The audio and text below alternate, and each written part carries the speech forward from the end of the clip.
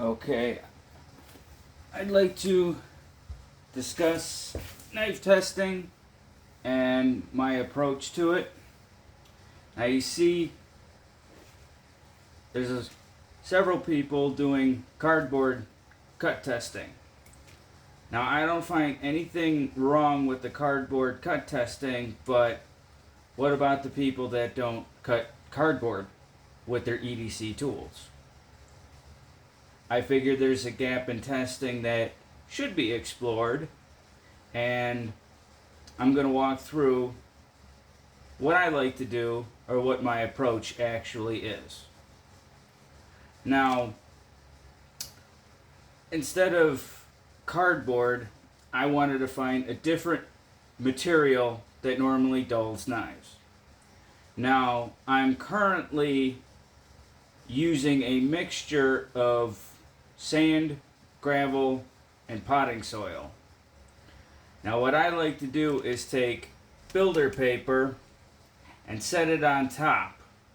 I have one of those plastic containers used to mix concrete, and I set the builder paper on top. I overcut so everything overlaps, and what I'll do is I'll take the edge, jam it in, and I will bunny hop till I get to the end.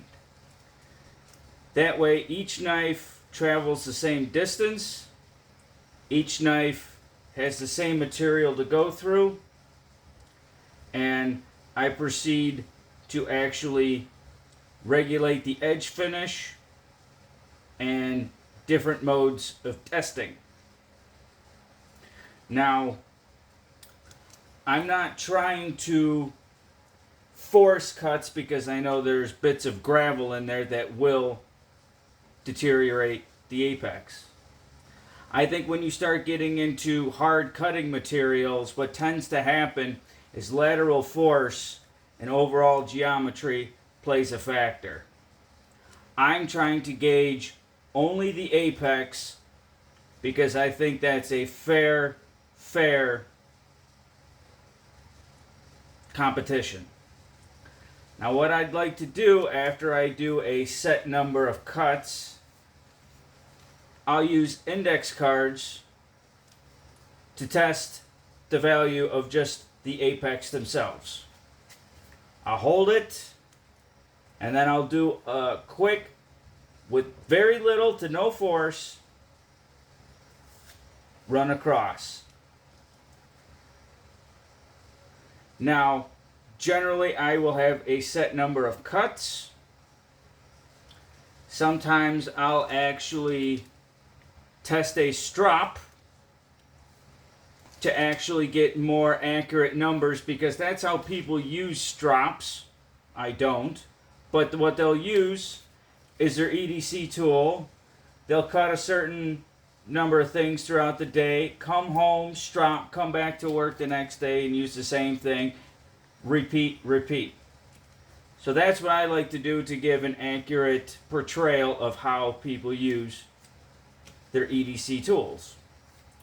Now currently I'm using a mixture of 2 gallons to sand, 2 gallons to gravel, and a bag of potting soil. I'm looking for edges that deteriorate, or at least the front portion to deteriorate, within 20 cuts. Later on, I plan on actually changing that mixture so I'm able to perform more cuts and get more volume to actually see what happens with certain edge finishes, including strops. Got this 4 micron stroppy stuff that I want to try. I have some 220 grit sanding sponges which I'd like to try because I feel like using those sanding sponges will give me a surface that other people can repeat the testing if they actually so choose. That's up to them. I have angle guides, but I really don't use those.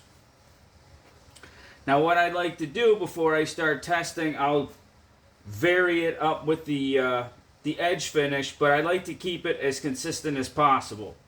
If this is an 800 grit silicon carbide, I'd like to actually put it up against something like the Spyderco CBN 800, or maybe even an Arkansas stone.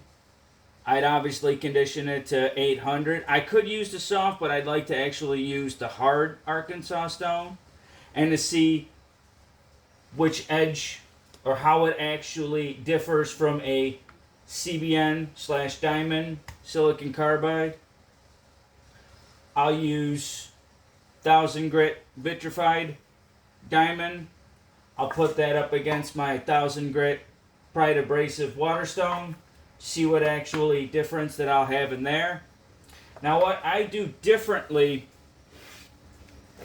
than I think most other people is I'll either regulate the distance traveled by strokes. I will not sharpen to a burr. If the protocol says 12 strokes, I better form a burr on those 12 strokes. Currently, I'm testing a mock burr protocol versus alternating passes, and so far, I haven't found any difference in my testing.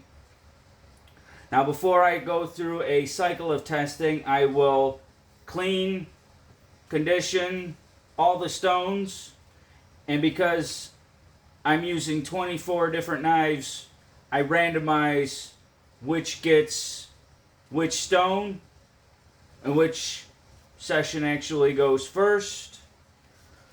For something like the King Neo, I'd use 220 flattening stone. That would be my conditioning stone that I would use before the wave of testing actually begins. Something like the hard Arkansas, I'm going to have to use my dressing stones. I got the 150, the 320, and I'll probably use 800 grit silicon carbide sandpaper. Resurface this, and then use that. That will be an upcoming test. It'll be this versus probably finishing strokes on this. I'd have to measure, because it's unfair, the size, to get an even amount of distance, measure, length times width, and compare it to this. This may have like 15 or 16 strokes. This may be 30. I don't know, I'd have to measure it out to actually come up with as fair trade-off or as fair of a test as possible, just to see how much a drop-off really is. Now, some of the steels, or should I say the knives that I'm testing currently: XHP Native Chief, Spy 27 Pair 3, M390 Mannix Skinny Mod from Outpost 76,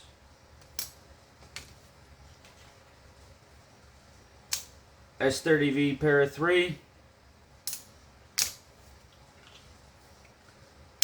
VG10 Delica,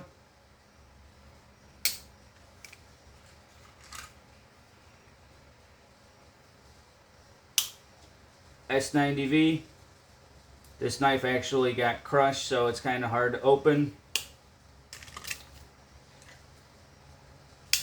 H1 Pacific Salt,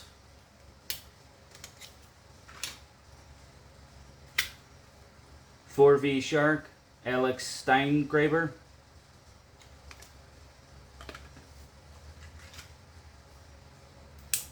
S30V Mannix,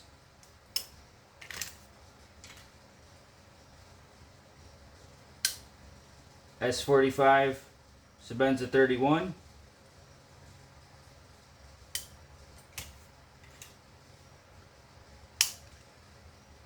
Mannix 2 Lightweight BD1, not BD1N, it's an older model.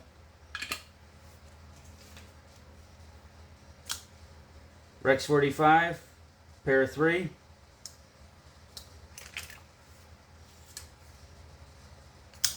.4V, pair 3 lightweight.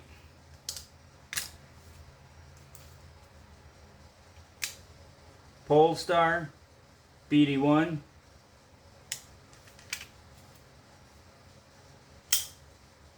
Sage 5, S30V.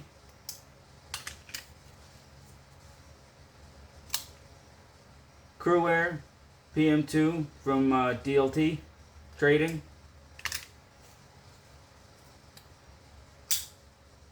S45EN, pair 3, the Christmas tree version.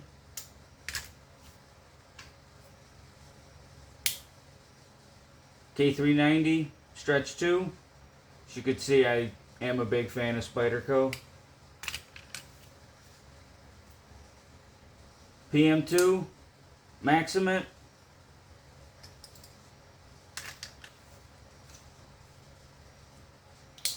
N690, Pingo. This is always a fun knife to carry. Shaman, S90V.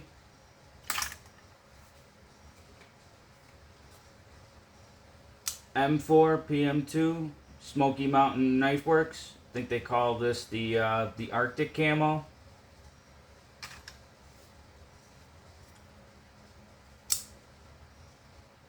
PM2 S110V.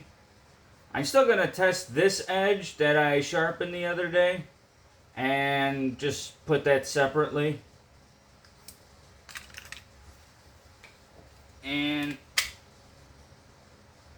MagnaCut by Jace Alexander out in Canada.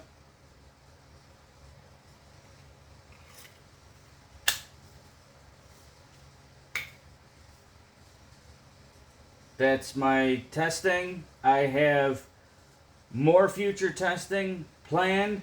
Once I'm done with the mixture of gravel, I want to make a lighter version with softer materials to get more volume in cutting. I'm thinking wood chips, some other softer materials, maybe a lot less gravel. I'm looking what actually happens to the apex when you have more volume cutting. Now the purpose of my testing is to actually mimic users who understand that they are cutting through harder materials and they are cautious. I'm not trying to force cuts, moving things around. I'm looking for more real world use of what people actually do, because I think there's a bunch of people that do not cut cardboard for a living, and their EDC tasks change all the time. So that's my view on testing, and have a nice day.